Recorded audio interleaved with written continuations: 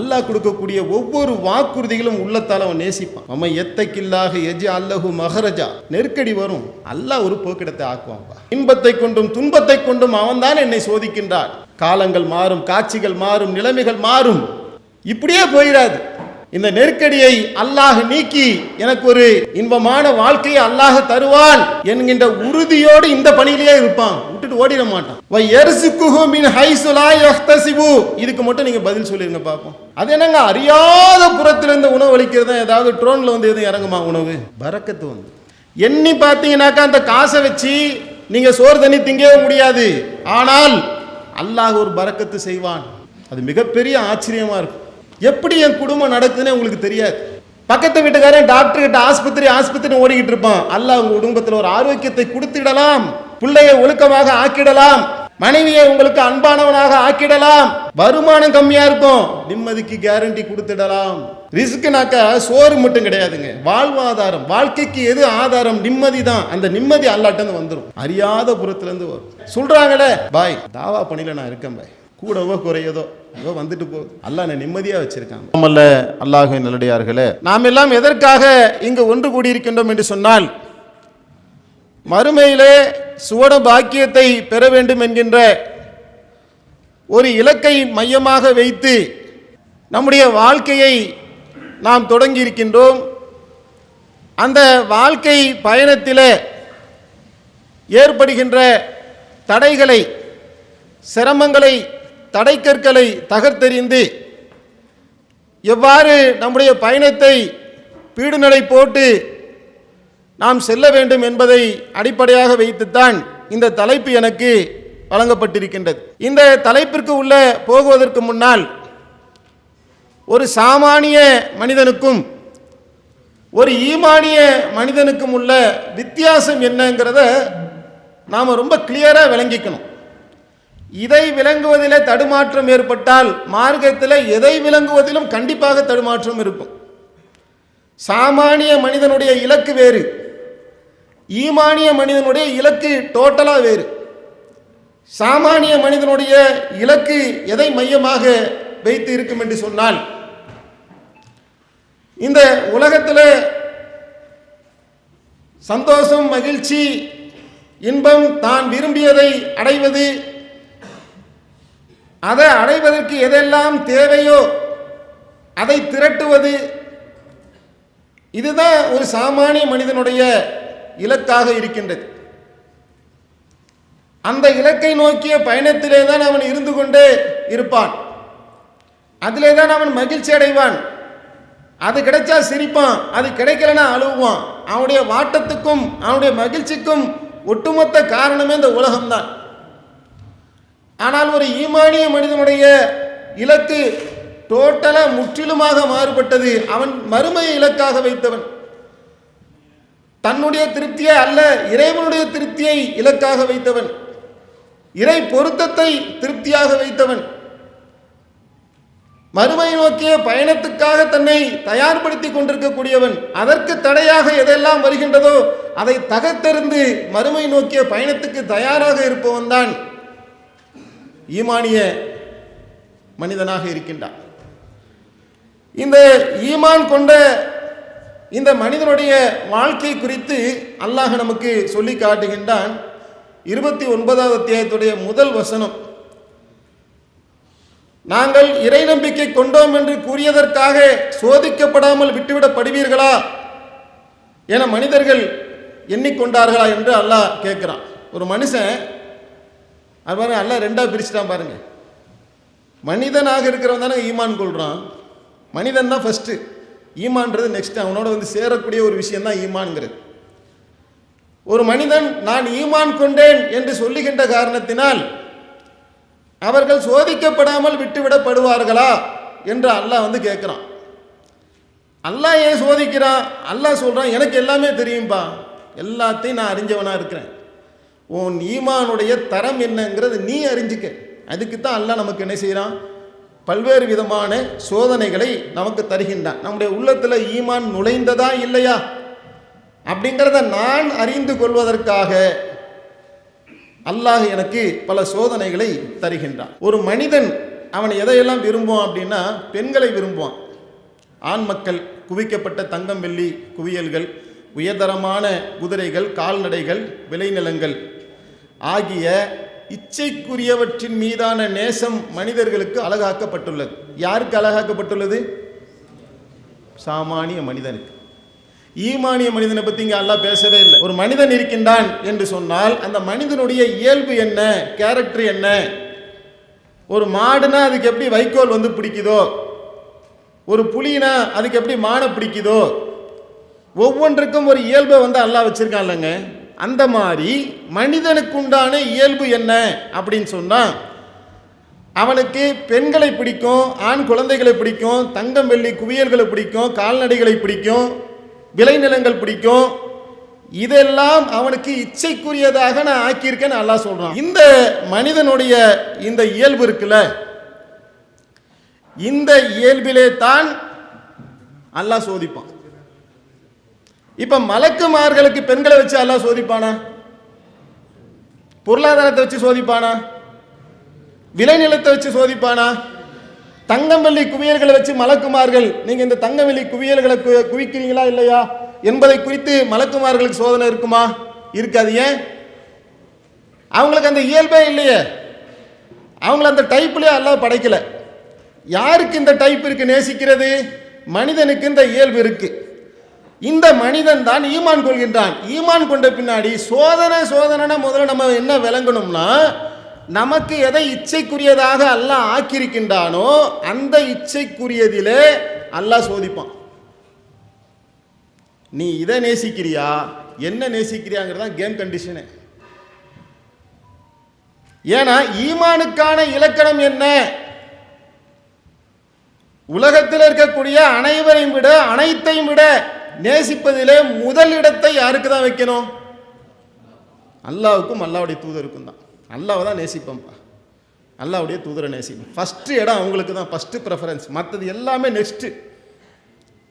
பெண்களா next, பொருளாதாரமா next, நிலபுலன்கள், காசு, தங்கம் வெள்ளி, பதவி என்னென்ன இருக்குதோ எல்லாமே எனக்கு நெக்ஸ்ட்டு. ஃபஸ்ட்டு யார் தான்? அல்லாவும் அல்லாவுடைய தூதரும் தான் என்று ஒருவன் சொல்லி அதை உள்ளத்தில் அந்த சாஃப்ட்வேரை இன்ஸ்டால் பண்ணிட்டான்னு சொன்னான், அவன்கிட்ட ஈமான் வந்துருச்சுன்னு அர்த்தம். வந்துருச்சா இல்லையாங்கிறத சாஃப்ட்வேரை செக் பண்ணி பார்க்கும்போது பக் அடிக்குது, எரர் வருது, செட் ஆகலைன்னா திருப்பி அதை சரி பண்ணணும். அதுக்கு தான் அந்த சோதனைகளை அல்லாஹ் வந்து நமக்கு கொடுக்கின்றான். இது குறித்து ஏராளமான வசனங்கள் இருக்குது. 21வது அத்தியாயத்துடைய 35வது வசனத்தில் அல்லாஹ் சொல்லி காட்டான், தீமையை கொண்டும் நன்மையை கொண்டும் உங்களை சோதிக்கின்றோம்.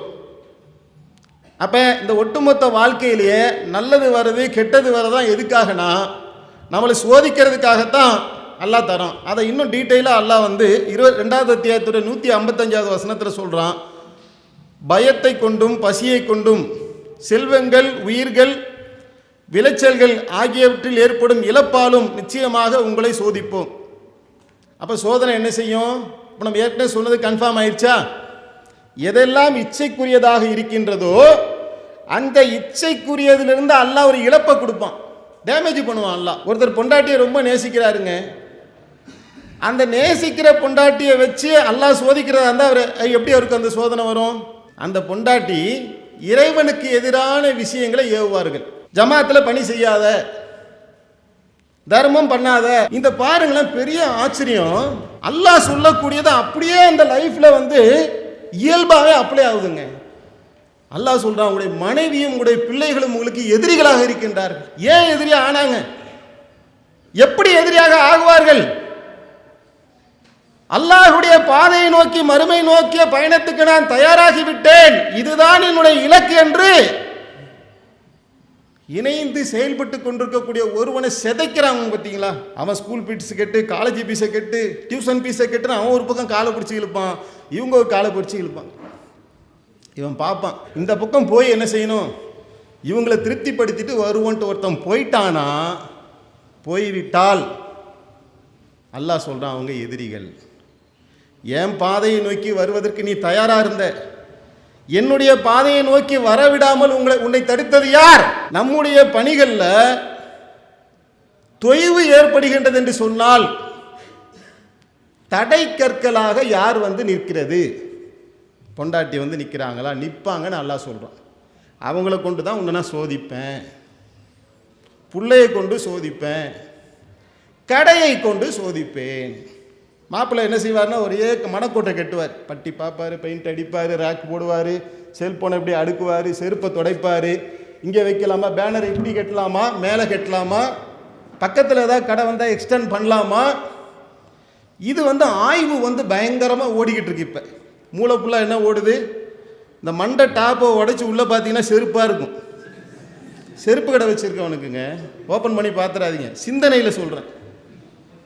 பிரியாணி கடை வச்சுருந்தீங்கன்னா உள்ளே தோதிங்கன்னா சிக்கன் பீஸு, முட்டை, மசாலா, தக்காளி, வெங்காயம், ஏன்னா ஐடியாஸ் ஃபுல்லாக இருக்குது. இந்த மசாலா போடுறதா, அந்த மசாலா போடுறதா, டிஜிட்டல் மார்க்கெட்டிங் பண்ணி பிரியாணியை டெவலப் பண்ணுறது எப்படி, இப்படியே போட்டுக்கிட்டே இருக்கலாமா அல்லது சவர்மா கூட சேர்த்துடலாமா, யோசனை பயங்கரமாக என்ன செய்கிறான்னா பிக்குது. ரேட்டை ஏற்றிட்டு அப்புறம் குறைச்சிக்கலாமா, ஒரு 3 மாதம் ரேட்டை ஏற்றுற மாதிரி ஏற்றி அப்புறம் குறைச்சிக்கலாமா, பயங்கரமாக இருக்குதுல்ல. ஐடியா தான் இருக்கும், வேற கடைக்கு போய் ஒன்றும் பண்ண மாட்டான், பழைய மாதிரி செட்டரை சாய் வச்சுட்டு திறந்துட்டு உள்ள உட்காந்துப்பான், ஐடியா தான் இருக்கும். இந்த ஐடியா ஓடிட்டு இருக்கும்போது கிளையில் ஏதாவது ஐடியா வருமா, வராது. ஒரு மனிதனால் ஒரு நேரத்தில் ஒரு விஷயத்தை தான் சிறப்பாக யோசிக்க முடியும். உங்கள் பையனை வச்சு நீங்கள், உங்கள் பையன் நிறைய பயான் பண்ணுவாங்க, நீங்கள் அந்த பயானெல்லாம் பார்க்கறதில்ல. நிறைய பாடத்தை நம்முடைய பசங்களை நமக்கு கற்றுக் கொடுப்பாங்க. படி நீங்கள் சொல்கிறீங்களங்க, அவன் படிக்கிறானா, பயங்கரமான புல்லரிக்கக்கூடிய வாதங்கள், அறிவுபூர்வமான வாதங்களை எடுத்து சொல்லியாச்சு, நமக்கு முடிச்ச 2 போடையும் போட்டாச்சு. அதை அவன் கேட்பான்றீங்க, கேட்க மாட்டான். ஏன் கேட்க மாட்டான், அவன் கவனம் ஃபுல்லாக பேட்டை தூக்கிட்டு 6 அடிக்கிறதுல இருக்கு. நைட்லாம் யோசிப்பாங்க.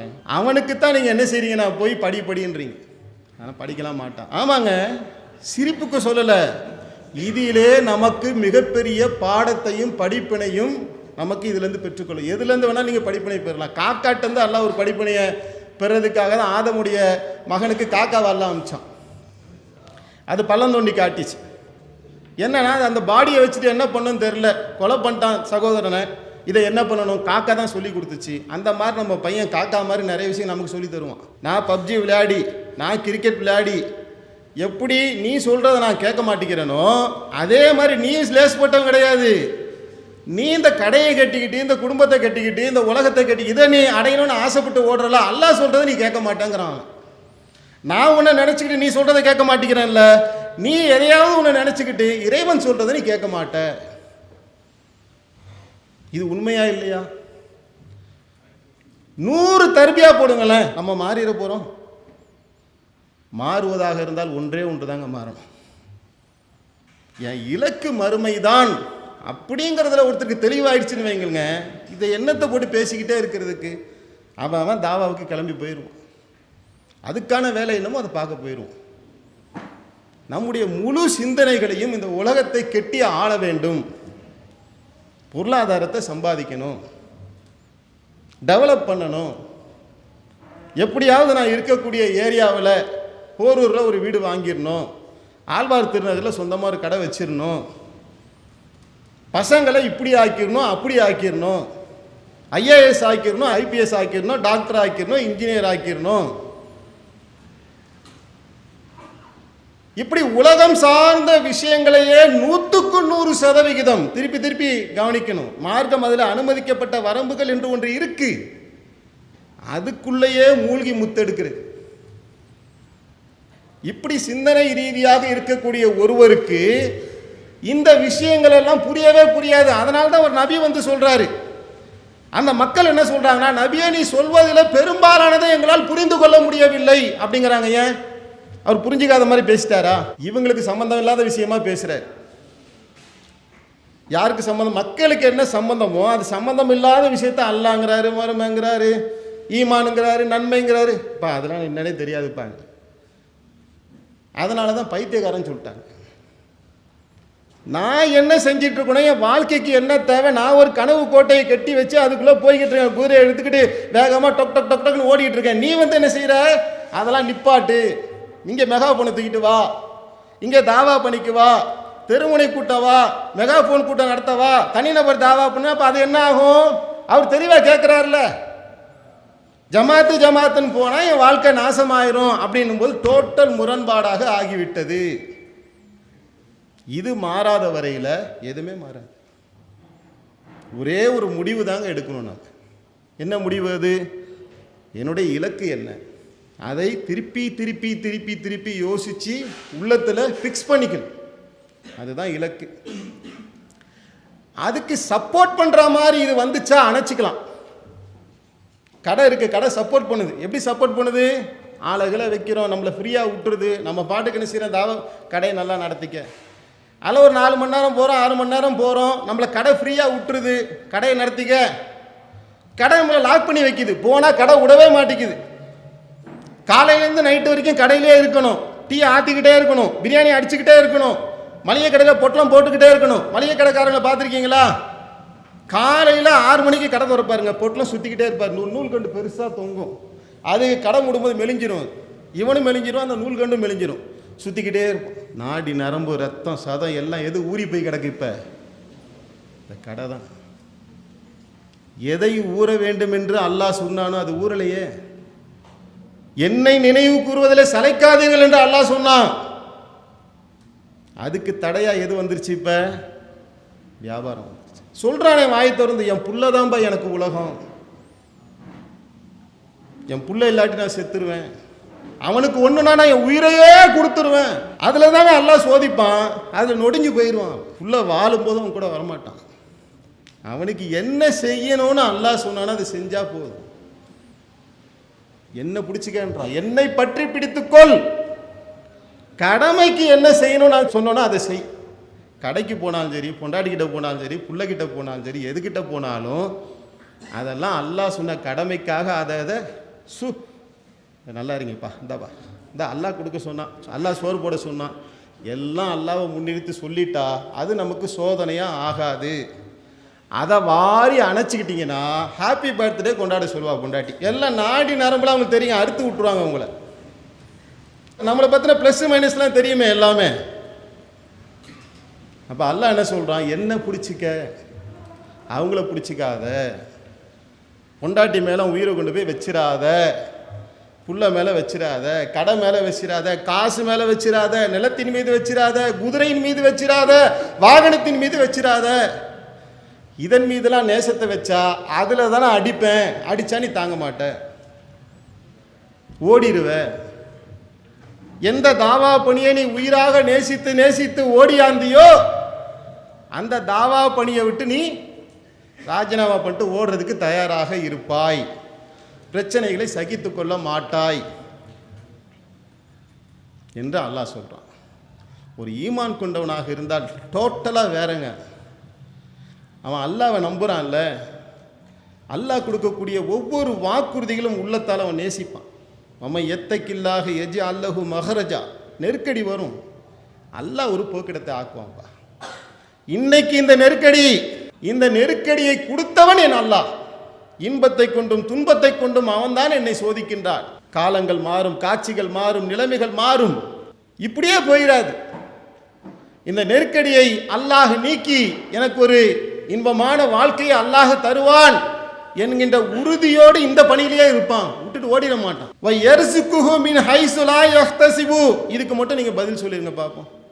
அது என்னங்க, அறியாத புறத்திலிருந்து உணவு அளிக்கிறது. ஏதாவது ட்ரோன்ல வந்து எதுவும் இறங்குமா உணவு? பரக்கத்து வந்து எண்ணி பார்த்தீங்கன்னாக்கா அந்த காசை வச்சு நீங்க சோறு தண்ணி திங்கவே முடியாது. ஆனால் அல்லாஹ் ஒரு பரக்கத்து செய்வான். அது மிகப்பெரிய ஆச்சரியமா இருக்கும். எப்படி என் குடும்பம் நடக்குதுன்னு உங்களுக்கு தெரியாது. பக்கத்து வீட்டுக்காரன் டாக்டர் கிட்ட ஆஸ்பத்திரி ஓடிக்கிட்டு இருப்பான். அல்லாஹ் உங்க குடும்பத்தில் ஒரு ஆரோக்கியத்தை கொடுத்திடலாம், பிள்ளையை ஒழுக்கமாக ஆக்கிடலாம், மனைவியை உங்களுக்கு அன்பானவனாக ஆக்கிடலாம், வருமானம் கம்மியா இருக்கும், நிம்மதிக்கு கேரண்டி கொடுத்திடலாம். ரிஸ்க்னாக்கா சோறு மட்டும் கிடையாதுங்க, வாழ்வாதாரம், வாழ்க்கைக்கு எது ஆதாரம்? நிம்மதி தான். அந்த நிம்மதி அல்லாட்டந்து வந்துடும், அறியாத புறத்துலேருந்து வரும். சொல்கிறாங்களே பாய், தாவா பணியில் நான் இருக்கேன் பாய், கூடவோ குறையதோ ஏதோ வந்துட்டு போகுது, அல்லாஹ் நான் நிம்மதியாக வச்சுருக்காங்க. நம்ம சகோதரர்கள் பேசுகிறாங்களே, காது கொடுத்து கேட்குறோமே, நீங்கள் தானே சொல்கிறீங்க. அதை கோட்டை ஏற்ற போகிறேன், கொடி நாட்ட போகிறேன், அறுத்து தள்ள போகிறேன், ஒன்ன 9 போறேன் போனவருடைய நிலைமை.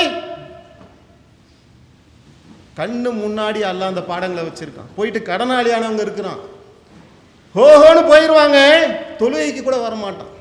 கோடி கோடியா கொட்டட்டுமே, தொழுகைக்கு வரமாட்டார், தாவாப்படியை கைவிட்டுருவார். நன்மைக்கான வாய்ப்பே இல்லாமல் போச்சு. அது பரக்கத்தா? ஒரு மூமினுக்கு எது பரக்கத்து? நன்மை தானே. அது நமக்கு கிடைத்து கொண்டிருக்கின்றது என்பதை உளமாற நாம் நேசிக்கும் போது இந்த பணியில் என்ன செய்வோம்? இதை விரும்பி சுவாசித்து நேசித்து இதுக்குள்ளேயே போய்கிட்டு இருப்போம். டிராவல் கடந்த கால வரலாறுகள் மூலமாகத்தான் எதிர்கால நம்பிக்கைகள் விளைகின்றன.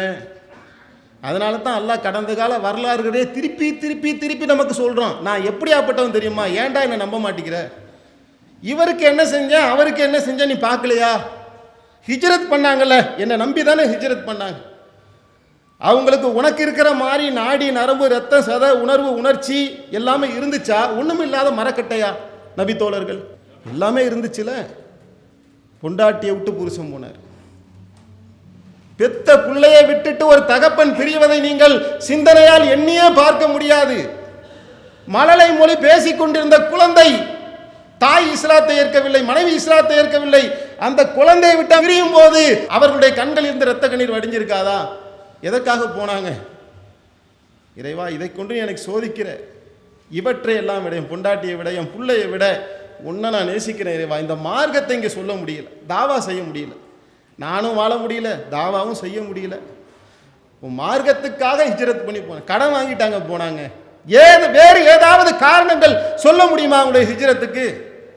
ஒரே ஒரு காரணம் தான், இந்த மார்க்கத்தை பின்பற்ற, அல்லாஹ்வுடைய திருப்தியை பெறணும், அந்த இலக்கை அடையணும். விட்டுட்டு போறான், வியாபாரத்தை விட்டுட்டு போறான். கடையை மூடிட்டு மெகாபோன் பிரச்சாரம் வருவதற்கே நம்மள சிலர் தடுமாறுகின்றோம். கடையை ஒரு அரை நாள், வாரத்தில் அரை நாள் மூடிவிட்டு ஒரு நிகழ்ச்சியை ஆர்கனைஸ் பண்ணுவதிலே பெரும் பிரச்சனைகள் எழுகின்றது. பொருளாதாரத்தை இழந்துட்டாங்க. நிலபுலன் தலையில் தூக்கி வச்சுட்டு போக முடியுமா? இப்போ இருக்க மாதிரி வித்து காசாகி ஏடிஎம்ல போட்டு மதினால போய் எடுத்துக்கலான்னு போக முடியுமா? எல்லாத்தையும் பொருளாதாரத்தை 40 வருட பொருளாதாரம் போச்சு, மண்ணோடு போயிடுச்சு. மனிதனாக இருந்து பார்த்தார். பொண்டாட்டி போச்சு, கெட்டின ஊர் போச்சு. ஒரு ஊருக்கு அகதியாக போகின்றோம். எந்த வேணாலும் நடக்கலாங்க. அகதிகளுடைய நிலைமை உலகத்தில் அகதியாக வாழ்பவனுக்கு மட்டும்தான் விளக்க முடியும். எழுத்துக்களால் வர்ணிக்க. வீட்டை காலி பண்ண சொன்னாலே கண்ணில் தண்ணி வந்துடுதுங்க. இந்த வீட்டை காலி பண்ணி பக்கத்து தெருவுக்கு போறதுல எவ்வளோ சஞ்சலம் அடைகின்றோம். ஊரையே காலி பண்ணி வேற ஊருக்கு போகும். அல்லாஹ் சொல்றான், உமை எத்தக்கில்லாக எஜிஅல் லஹு மஹ்ரஜா. அல்லாஹ்வுக்காக நீ போனா உனக்கு ஒரு போக்கிடத்தை நான் ஆக்குவேன். நான் ஆக்கினடா உனக்குன்றான். அல்ல ஆக்கினானா இல்லையாங்கிறதான் கேள்வி. ஆக்கினானா தெருவில் விட்டானா? ஆக்கியது எப்படி ஆக்கணும் தெரியுமா? உலகத்தில் உள்ள செல்வங்களை எல்லாம் நீங்கள் செலவு செய்தாலும் கூட இது போன்ற அன்பின் பிணைப்பை உங்களால் ஏற்படுத்தியிருக்க முடியாது. நான் ஏற்படுத்தினேங்கிறான். என்னுடைய அன்பை நான் அப்படியே மதீனாவாசிகள்கிட்ட அல்லாஹ் பொழிகிறான். பா, யார் வராங்கப்பா, அவங்கள நேசி. போட்டி போட்டுக்கிட்டு நேசிச்சாங்கல்ல, அல்லாஹ் சொல்றாங்க நான் பண்ணதுங்கிறான். அது என் கையில் இருக்குடா, நான் தான் பண்ணேன் உங்களுக்கு. இது எதுக்கு அல்லாஹ் குர்ஆன்ல சொல்றான்? இதைத்தான் நம்ம யோசிக்கணும். இதான் நம்முடைய பாயிண்ட். நீங்க இப்படி போனா உங்களுக்கும் இதை போல நான் என்ன செய்வேன்? தருவேன், பண்ணுவேன். இந்த களத்தை விட்டு விட்டு ஓடி விடாதீர்கள். தாவா பணியை முடக்கி விடாதீர்கள், மூடி விடாதீர்கள், எரிச்சல் அடைந்து விடாதீர்கள், கோபப்பட்டு விடாதீர்கள், நிராசை அடைந்து விடாதீர்கள். இந்த பணியில் இருப்பா ஒரு சோதனை தான், சோதனையான காலகட்டம் தான். இன்னொரு கட்டம் வரும், உனக்கு ஒரு போக்கிடத்தை நான் ஆக்குவேன். அது எங்கேருந்து வருது, எப்படி வருது, நீ கற்பனையே பண்ண முடியாது. என்னுடைய உதவிங்கிறது நீ எதிர்பாராத ஒரு புறத்திலிருந்து உனக்கு வந்துடும். அல்லாஹ் அந்த வாக்குறுதியை மூமின்களுக்கு தருகின்றார். ஈமான் சாமானிய மனிதனுக்கு அதெல்லாம் புரியாதுங்க. ஈமானிய மனிதனுக்கு தான் அது புரியும். இதே மாதிரி சிக்கல் குடும்பத்தில் வரலாம், பொருளாதார ரீதியாக நிர்வாகத்துக்குள்ள வரலாங்க. புரிந்துணர்வு இல்லாத காரணத்தினால் ஒரு பாப்பாரு, எனக்கு எதுப்பா, நான் மான மரியாதை நிம்மதியாக கடையில் உட்காந்துக்கிட்டு நான் 10 பேர் சொன்னாக்க கேட்குற அளவுக்கு வீட்டுக்கு போனால் முன்னாடி காலை விக்கி விடுவா. நான் ஏவனா செய்யறதுக்கு 10 பேர் இருக்காங்க. நான் வந்து உங்ககிட்ட பதில் சொல்லிட்டு இருக்கணுமா? எனக்கு என்ன தலையெழுத்தா? ராஜினாமா பண்ணிட்டு போயிடலாமான்னு தோணும். ஆனால் ஈமான் உடையவனாக இருந்தால் அதெல்லாம் பார்க்கவே மாட்டேன். அபூபக்கர் ரலியல்லாஹு அவருடைய வாழ்க்கையை பார்க்குறோம். அல்லாஹுடைய தூதர் மரணித்து கிடக்கின்றார்கள். அல்லாஹ்வுடைய தூதரை உயிருக்கு மேல நேசித்த ஒரு சமுதாயத்துக்கு தூதருடைய மரணம் என்பது, அந்த மரணத்தை நினைத்து அழுவதற்கான நேரத்தை கூட அந்த சமுதாயம் கொடுக்கல. இப்போ எங்கள் அம்மா மௌத்தா போயிருக்காங்க, அதை நினச்சி நான் ஒரு ஃபீல் பண்ணுவேன்ல, அம்மா எப்படிலாம் பால் ஊட்டினேன், எப்படிலாம் நான் வளர்த்தேன் அப்படின்னு நினச்சி எனக்கு ஒரு 2-3 நாளைக்கு அனுமதி கொடுக்குது. அந்த 3 நாளை கூட கொடுக்கல அபூபக்கர் ரலியல்லாஹு அவர்களுக்கு. ஒரு கூட்டம் வந்துருச்சு நிற்கிது. எங்களில் ஒரு ஆள், உங்களில் ஒரு ஆள் அமீர். யாரை வச்சுக்கிட்டு? அல்லாஹ்வுடைய தூதர் இருக்கிறாங்க, மௌத்தா போயிட்டாங்க, மௌத்தா போல ஒரு குரூப்பு, எங்களில் ஒரு அமீர், உங்களில் ஒரு அமீர் ஒரு குரூப். இந்த தருணத்தில் அந்த பொறுப்பை ஏற்கிறாங்க. ஒரு குரூப்பு சக்காத்து தர மாட்டேன்னு ஓடுது, உள்நாட்டு புரட்சி ஏற்படுகின்றது. வயது 60 ஆகி விட்டது எனக்கு, காலமெல்லாம் 53 போர்க்களங்களை கண்டவன் நான். அல்லாஹ்வுடைய தூதரோடு என்னுடைய வாழ்க்கையினுடைய பெரும்பகுதி போய்விட்டது. அப்பாடா என்று ஓய்வாக நான் போய் படுத்துக் கொள்கின்றேன், எனக்கு இந்த தொல்லைகள் எல்லாம் வேணாம் என்று அவர் ஓய்ந்து உட்கார்ந்தாலும் கூட யாரும் கேட்க மாட்டாங்க. அல்லாஹ்வுடைய மார்க்கம் ஒரு கட்டமைப்பு, இஸ்லாமிய சமுதாயம் தடுமாறிவிடக்கூடாது. நான் அந்த பொறுப்பை ஏற்கின்றேன். அந்த தளபதியாக நின்றார்கள் பாருங்க, வீர தளபதியாக அபூபக்கர் அவர்கள் நின்றார்கள். எதற்காக? யாருக்காக? பதவிக்காகவா? பவுசுக்காகவா? காசுக்காகவா? மார்க்கத்துக்காக வந்து நின்றார்கள். நெருக்கடிகள் சக நிர்வாகிகளால் வரும், புரிந்துணர்வு இல்லாமல் வரும். சில பேர் கோபமா பேசுவாங்க, மனசுல ஒன்றும் வச்சுக்க மாட்டாங்க. அப்புறம் அவரே வந்து சாரி கேட்பார், பாருங்களேன் கொஞ்சம் பொறுமையா இருப்பா, உங்களுடைய தர்ஜாவை எல்லாம் உயர்த்தி காட்டும். எது பிரச்சனை நடந்தாலும் ஜமாத்தை விட்டு போடுறது அதான் தீர்வா. எந்த பிரச்சனை நடந்தாலும் இதை விட்டு நான் போக மாட்டேன், பதவி வெறிக்காக இல்லை. இதை நான் ஏற்றுக்கொண்ட தார்மீக பொறுப்பு, எதற்காகவும் இதை நான் இழக்க மாட்டேன். என்ன பிரச்சனை பொது வாழ்க்கையில் வந்தாலும், குடும்பத்தில் வந்தாலும், நிர்வாகத்துக்குள்ள வந்தாலும் இதை லீட் பண்ணி கொண்டு போய்கிட்டே இருப்பேன் என்கின்ற உள்ள உறுதியோடு அல்லாஹ்வுடைய அருளை கொண்டு இந்த வெற்றி கொடியை ஏந்தியவர்களாக, அழைப்பு பணியை கையில் ஏந்தியவர்களாக மறுமை நோக்கி நம்முடைய பயணத்துக்கு நாம் தயாராகுவோமா? இன்ஷா அல்லாஹ். அல்லாஹு அக்பர், அல்லாஹு அக்பர்.